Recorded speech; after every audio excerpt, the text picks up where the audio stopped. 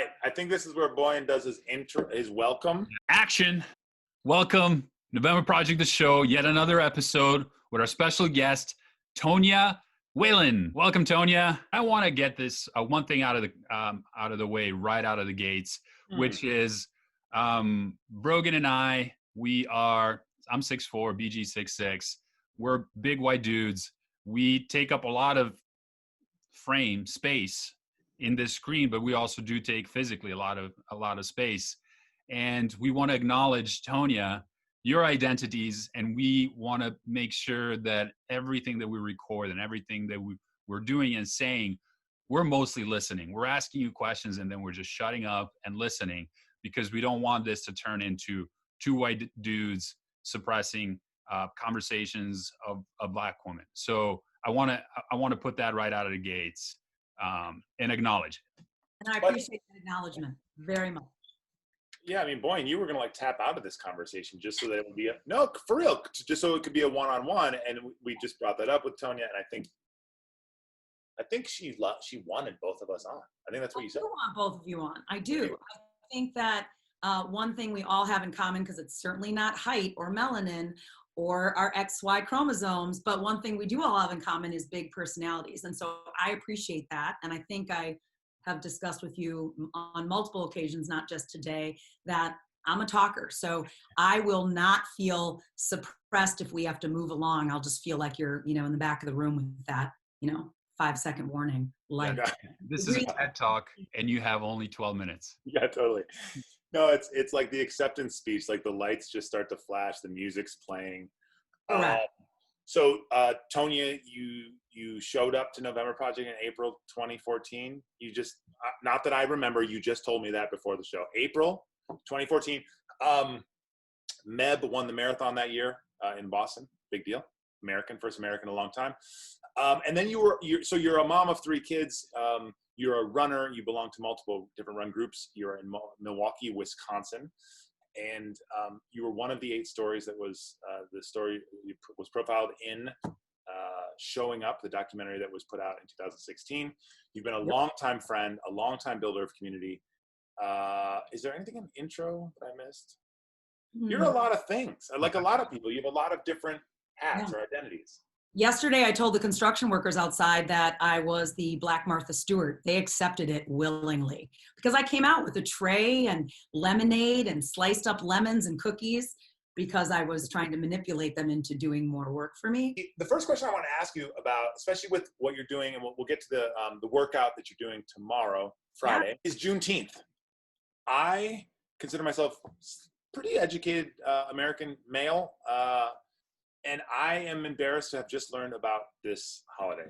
And not that it's on you to educate the audience, but I know that this is well over 150 years old. It is the celebration of the Black enslaved Americans that are getting their freedom.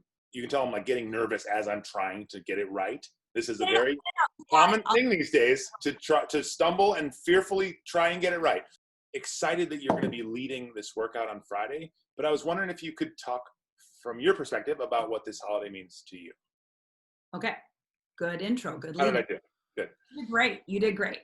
So, and just take a breath before you have those conversations or you try to get something out. And it's totally okay to be like, did I get it right? And then it's up to somebody else whether or not they want to correct you. So I'll go more into it. What the holiday means to me. I'll go all the way back to what you said in the intro.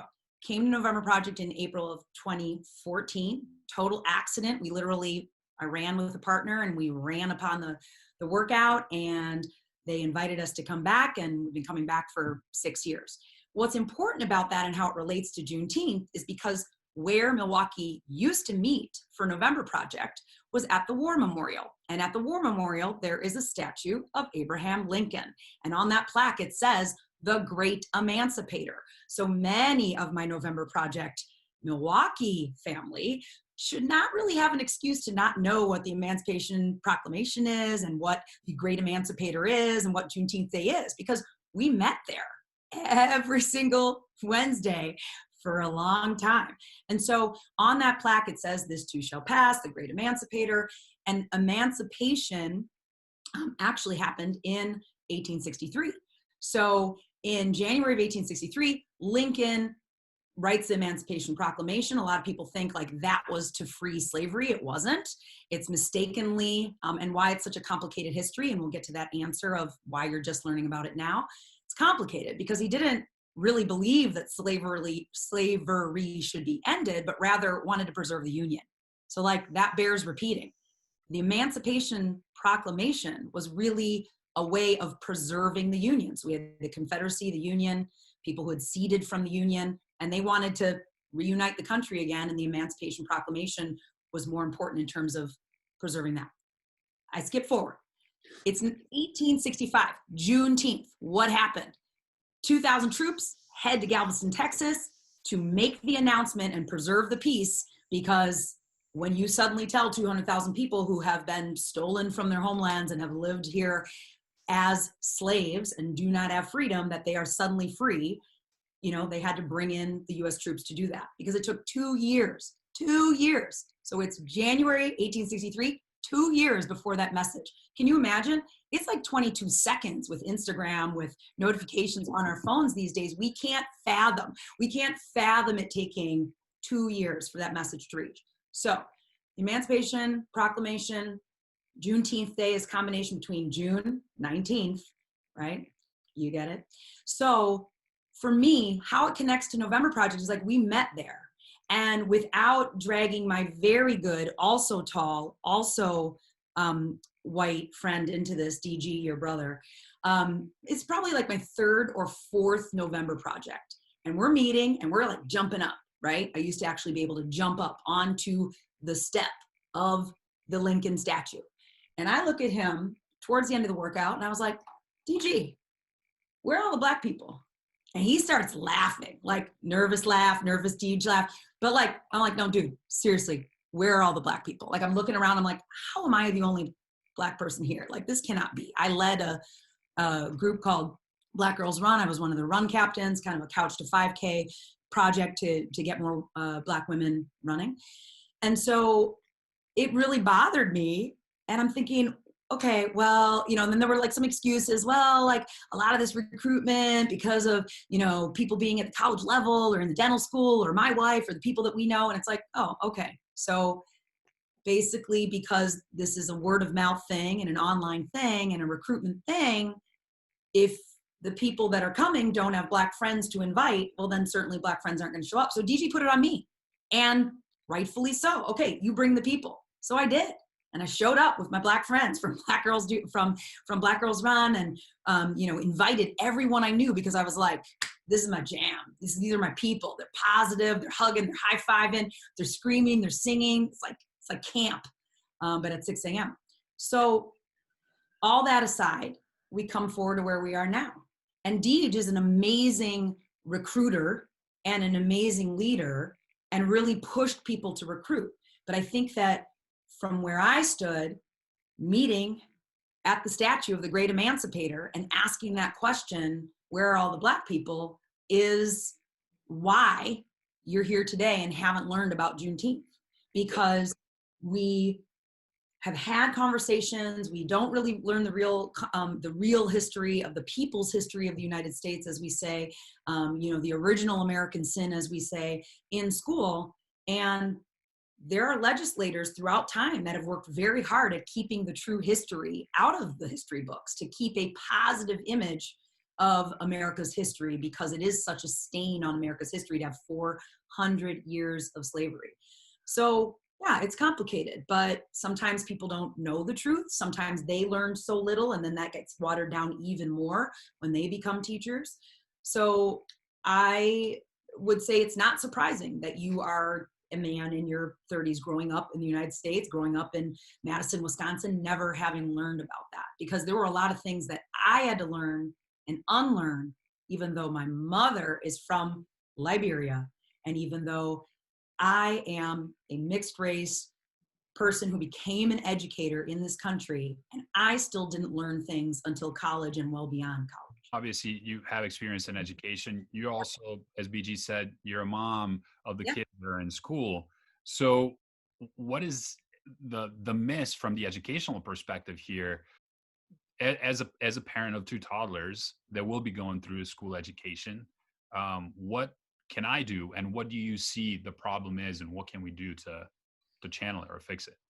Well, I wish I could credit the person who came up with this quote, but I read this a couple weeks ago, and someone said, how is it possible that, the first slaves were brought to the United States in 1619, 400 years ago, and such a just complicated and difficult history. And it is up to teachers and parents. Not the burden is not on teachers alone, but it's up to teachers and parents to teach what really the history of the United States is and how we are in the situation that we're in. We can explain COVID-19 and the inequalities that we see across at least the United States, let's say, in terms of disparities in our communities. I mean, Milwaukee is one of them. We can use the history of racism and the history of inequalities that exist within our healthcare system and poverty with essential workers and the number of essential workers in comparison to their white counterparts that have the luxury of being able to work from home. We can explain all of that through a racial lens, but we choose not to. And it's complicated. And when you have people that have literally tried to legislate history out of history books, it's no surprise that we are at where we're at, and that we're at this boiling point, and that we're at this point of everyone saying enough is enough. Because back when I first was a student teacher, I came to Milwaukee specifically to work at a school that had an anti-racist, anti-bias curriculum. It was the first in the state of Wisconsin to adopt said curriculum and had to get permission to do so.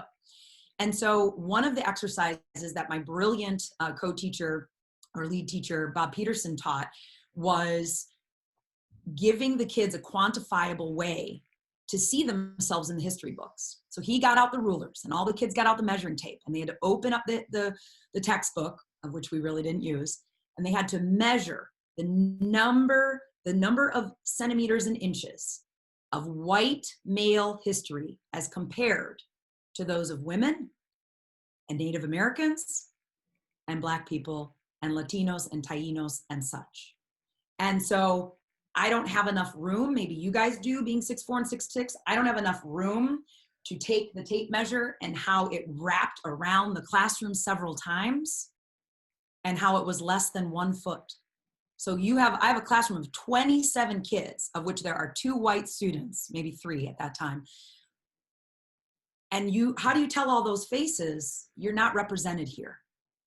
You get the sense that you don't matter. And so it's easier and easier and easier over time to kind of erase that, to just kind of minimize it. So again, it's not a surprise. Luckily, I think there's more legislation now that exists in terms of mandating social studies and a racial justice lens in education, and more of a push to get more people who look like the kids that are being taught in classrooms. But it's just like we could have 2 more shows just on education. So as a parent, you ask, what can I do? The conversation starts at your dinner table. It's not too soon. 1 year old, 2 years old, 3 years old, it's not too soon. Don't think that my kids, when I had 3 kids under 3, that my 3-year-old or 4-year-old, and when my twins were 1, didn't notice how people treated me differently than they treated their white father. How people walking down the street would say, oh, those kids are so cute. How long have you been taking care of them? And I was like, I don't know, since they popped out of my vagina, because I have to prove who I am. And I mean, you can laugh all you want because it's pretty funny. But I would say those things because I was like, how is it 2003, 2005, 2010, and I'm still having to explain that these are my children and having to prove myself, having to show up in different ways to different spaces that are all white, and having to adjust who I am and adjust my voice and adjust my conversation and explain so that I don't hurt people's feelings. And I think now we're finally at the point where many people in this country are saying, enough is enough. I'm not going to delicately walk on eggshells anymore because I'm outraged and I'm horrified and I'm angered and I'm drained.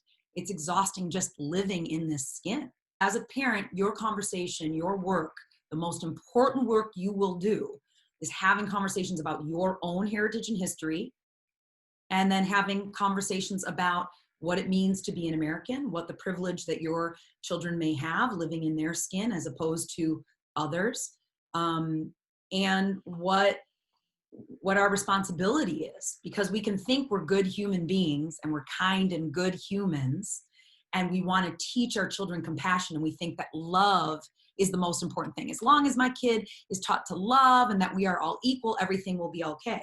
That's actually the most dangerous thing that you could teach. You can say, love is the most important thing. Having compassion in your heart for everyone around you is the most important thing. And it's important that you realize that unfortunately, not everyone loves everyone else, and not everyone treats each other the same.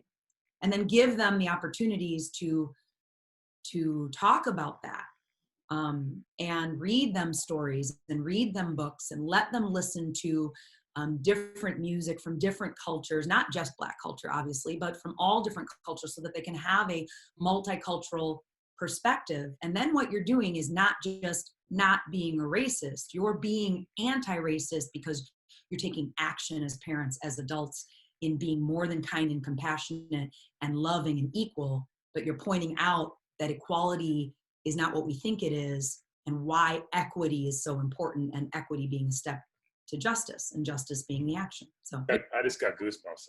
you're going to cut a lot of that out. You're going to cut a lot of that out. You're Wrong. We're not doing any edit. I take back everything I said. We don't actually, we're unable to edit, so this is going to just be the full thing. Your most important job as a parent is to have those conversations, because I will tell you right here, and it hurts. I'm not trying to drag I'm sure my parents will watch this, but I'm not trying to drag them under. But, having a white father and a Black African mother who is naturalized, as an American citizen, she has a different perspective. She didn't grow up here.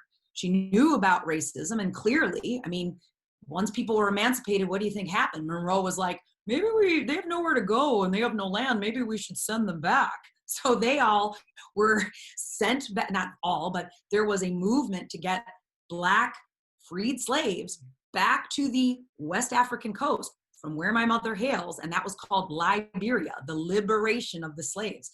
Monrovia is named for James Monroe, who really tried to put a lot of effort towards getting people back, because it was so complicated. And I didn't learn about that until way later. And I have a mother from Liberia, and we didn't have those conversations because I think my parents wanted us to believe that as long as we worked hard and that we were smart and educated, and that they gave us opportunities and moved us to the suburbs, because the schools were so bad that at the time in Milwaukee, and the legacy of that remains, that everything was going to be okay. And I think they wanted to have that positive image too. They didn't want us to languish and live in this like, yeah, you're never really going to be treated equal. My mother hid stories from us until we were in our 20s and 30s about being called a monkey and people picking up a banana and doing the most horrendous racist things to her. And she hid that from us because I think she wanted things to be okay. When I came home and was called an Oreo on the bus or a zebra on the bus, it was kind of not swept under. It was, she empathized with me, but it was kind of like, you got to stand up and be strong and you're going to be okay. And you pay them no mind. They're idiots. They're dumb. They're racist. But we didn't have the rich conversations that I can have with my kids today, because I think there was just this hope that by moving us and by insulating us, that somehow we would be better. And it was not until my freshman year of college that my dad apologized for having that viewpoint, for staying silent, for not fighting and standing up for me more. I think he also just kind of knew that I was going to be that loud, passionate, aggressive person, and kind of worried for what that meant for me. And now that makes sense to me now. But back then I was just like, no, I'm going to leave the suburbs and I'm going to go to school and I'm going to put that white on my form because they can't stop me. And he was like, whoa, But now you're the mom. Yeah, now I'm the mom. And you've got one out of the house, you have 2 teens, and now you're not having conversations like Boyne and I with little kids. You are worrying about teenagers. And our call yesterday, one thing that was very touching was, and scary and sad, was what you spoke of about your kids being out there in the world. And I'm in Minneapolis, Boyne is sitting in southern Vermont, and you are in Milwaukee, Wisconsin. Yeah. If you're comfortable, can you talk about what it's like having Black teenagers roaming Milwaukee in the summer of 2020? Well, one thing is they don't really freely roam because we are trying to be really mindful of the stay-at-home order. And I'm not just saying that for lip service. I'm serious. Like my kids are angry with me. Like here we are trying to assert our independence. You know, they just turned 17 last month, and the twins, one of them is kind of a homebody and a little bit more of an introverted personality. The other one, a lot more extroverted like me, very social. And so, you know, at that time, it's like, boom, stay-at-home order, school is closed, everything's online, and I'm keeping them away from their friends and their biggest social connections at a time that's really important for them. And then when all of this just kind of has come to a head in the last 3 weeks, really, I would say that it's been boiling for a long time, but really come to a head, let's just say most prominently with George Floyd's murder, you know, and public lynching in the streets of Minneapolis. And right away, I thought of you, honestly. So the parenting part comes in here. You go from seeing these adorable kids, these just soft little ringlets falling around their face, their toothy little smiles, the stupid stuff they say, you know, dancing to the Beatles and Michael Jackson and Coldplay and Wilco in your living room, to suddenly being brown like me. And I know starting at 11 or 12, even though my kid is now 6 feet tall, when he was 11 or 12, I knew he was not going to be seen as that cute little kid dancing in my living room. He's going to be seen as a threat. He's going to be seen as a threat to law enforcement, to teachers that he might challenge, to authority. And that is heartbreaking. That, to me, is one of the most difficult things to come to terms with in raising my children, that I have to have different conversations with them that my white counterparts do not have to have. That I have to say, I'm sorry, you know, are you going to this party? Are there guns? Are there drugs? Are there that? Because do your friends understand? Do you understand what it will mean for you to be caught in that situation versus them?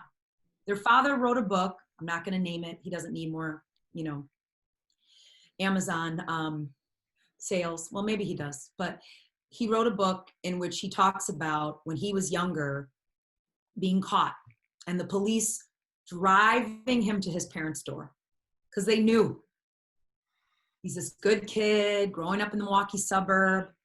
And he talks about understanding, leading a youth-led organization, hearing the stories of the people that he led, that if he was Black, the whole trajectory of his life would have been different because he would have had a prior, he would have had a misdemeanor. Maybe it would have ended even more badly than that. And he understood that privilege from a very young age and has fought for social justice, and give him a lot of credit to that. But the difference between him and my son walking down the street together and me and my son walking down the street together is different. The onus of responsibility that I have in teaching my son and my daughters what it means to be caught at a party or caught after curfew when it's called 3 minutes before the curfew is enacted, so reckless and irresponsible and basically racist, to have to explain to them, do your friends understand what it means to go play tennis, you know, where Deej lives, like in a suburb right around the corner from my house? Do they understand what it means to play the music too loud and what it will mean for someone to call the police because the music's being played too loud on the tennis court, and what that means for you versus your friends? Do you understand that I can't literally sigh a breath of relief? I cannot sleep at night, even though I've got to get up at 5 a.m. to teach, until you are home, because I worry every time you're gone. Those are different conversations. Do you know what to do when you are stopped by the police? Do you know not to reach for your pockets? Do you know where to put your hands? Do you know how to be silent? Do you know what your rights are? Do you have my number memorized in case you go to jail? Like, those are conversations you never want to have or think you're going to have with those cute little babies of yours. But that is how it is different. And it's a contradiction because I'm proud of my kids and they're amazing kids and they're smart and creative and brilliant and activists and social and funny and all those other things. But particularly for my son, who is much darker than his sisters. I mean, one of his sisters is clearly white passing. The other one is like, oh, what are you? Maybe Latina, maybe not. I don't know. That it's just, it's a contradiction, you know, all the time to live like that. And you want to be positive and you want to just embrace them and just like be a quote regular parent. But when you are a parent of a Black kid in America, those conversations start much earlier than they should have to. Well, Tonieh, first, so let me compose myself for just a second, because that's hard even to get out. Yeah. Okay. I mean, yeah. Take a second to take it in. But we can do better. And that's why it's not just on me. It's not just on you. It's on all of us to do better. And that's why I keep repeating, like I sat in the backyard or front yard of a friend the other day, and he's a November Project, you know, diehard loyalist. And he's like, I hate even asking you this question, but he asked the same question, like, what can I do? And I repeated the same thing. Your responsibility first is as a parent, teaching those things, and then also having to explain why, you know, having to explain, yeah, people are different. And sometimes people don't treat all of us equally, but we do, because we have no room in our hearts for hate. And then when they get a little bit older, you equip them with the words to say, that's not right. I don't believe that. And my parents don't believe that. And we don't treat friends that way. And then when they get even older, you equip them with the words and the confidence to speak even louder about the injustices that are happening. Like, wait, let me get that straight. I know maybe you were joking, but that's not a joke to me. You know, that's the responsibility. And that's where it starts, because even now I'm seeing some of this die down, some of the hashtags and the posting, and the fight isn't over, and the fight has been going for so long. And we until we have these real conversations and keep the pedal on the gas and not let up, we're going to be right where we were. We're going to be right back as if none of this happened until the next atrocity and horrific thing happens that makes us all angry enough to, white and Black, old and young, COVID or not, get up and march and light things on fire. You know, the alarm has been ringing for 400 years, and most white people have hit snooze. So the November Project thing, we say, don't hit the alarm, don't hit the snooze button, have the accountability, just show up. We got to stop hitting the snooze button, or we can't show up to have better sense of racial justice. Agree. I would also like to invite you, before we even finish the show, we need to have you back, because we need to have more conversations like this. Yeah. I sure. really appreciate your time. I really appreciate the emotion. I cannot imagine the stuff that you're going through, the sleepless nights and all those things. It's just, it devastates me, but we need to bring this show to a close. So we ask all our guests to close off however they want. Send a message out to the world. So we would like to ask you the same thing. What is the message that you would like to send out to the world? I'm going to borrow from the November Project mantra for my message, since most of our audience might be familiar with November Project. And the title of the film that I was honored to be a part of was called Showing Up. And many people described what showing up meant to them. And I think my concept of showing up has changed. And one thing that does give me hope is that the people in my life, most of the people that I know through November Project, who have become some of my closest and dearest friends, keep showing up for me. They keep showing up for each other while we can't be together. They keep showing up by checking in. My positive message is that that same feeling of what that means to you to show up and to be accountable, to hold each other accountable, is to keep showing up for us in the hardest ways, not just getting up at 5:30 in the morning to go and join a crazy free fitness movement, but also to show up, to have the hard conversations. And I think we can do it, because if we can do it for ourselves and drag ourselves out of bed in all kinds of conditions and all kinds of weather, all over the world in 52 cities, we can do it for each other in these smaller spaces. And that's what gives me hope. The people who are willing to do the work and do the homework, they've continued to show up for each other as a November Project community. They've continued to show up for their colleagues and neighbors and friends and non-white family members. And so that's my message. I know that you unintentionally may have chosen just show up as a mantra of November Project, but right now, what better message could there be? Show up to be anti-racist. Show up for racial justice, because it makes our whole world better regardless of who you are. And that's what gives me hope, that people are willing to do that for one another. And if we can do that for a free fitness movement, my God, can you imagine if we unleashed the positivity and the determined relentlessness of November Project on this movement that is Black Lives Matter? I mean, that's what gives me hope. So I thank both of you for giving me the platform and giving me the voice. I didn't see the 5-minute or even 5-second warning, and I was kind of disappointed. I know you didn't want to shut it down, but I was like, I'm rambling here. I need some of this, guys.